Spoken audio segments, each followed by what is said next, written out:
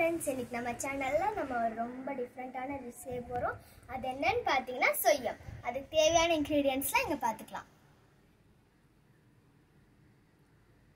அதுக்கு முன்னாடி ஒரு முக்கியமான விஷயம், அப்படி நீங்கள் எல்லாம் ட்ரை பண்ணுறீங்கன்னா உங்கள் பேரண்ட்ஸை பக்கத்தில் வச்சுட்டு தான் செய்யணும். எங்கள் பேரண்ட் இப்போ எங்கள் பக்கத்தில் தான் இருக்காங்க. இதெல்லாம் நீங்கள் கண்டிப்பாக ட்ரை பண்ணலாம், ரொம்ப ஜாலியாக இருக்கும்.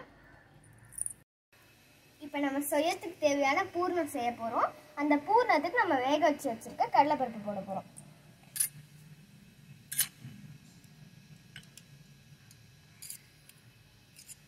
துருவி வச்சு தேங்காய் போட போகிறோம்.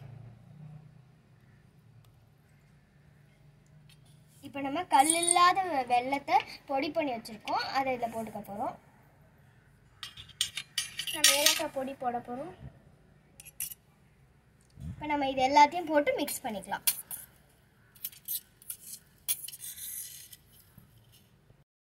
இப்போ இந்த செய்யறதுக்கு தேவையான பூர்ணம் ரெடி.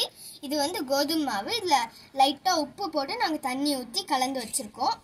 இப்போது சொய்யம் ஃப்ரை பண்ணுறதுக்கு நம்ம இது ஏற்கனவே கடாய் ஹீட் ஆகிடுச்சு, நம்ம எண்ணெய் ஊற்றிக்க போகிறோம். இப்போ இந்த பூர்ணத்தை வந்து நம்ம பால் மாதிரி ரவுண்ட் பண்ணி வச்சுக்கணும். அதை ரவுண்ட் பண்ணோன்னே இந்த கோதுமை மாவில் டிப் பண்ணி இதில் போட்டுடணும். இப்போ இந்த சொய்யம் சூப்பராக ரெடி ஆயிடுச்சு. நம்ம சர்வ் பண்ணலாம் வாங்க.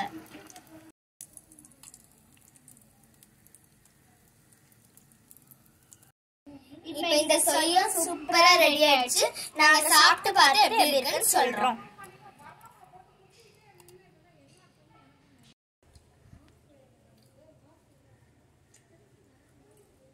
சூப்பரா இருக்கு, செம்மையா இருக்கு.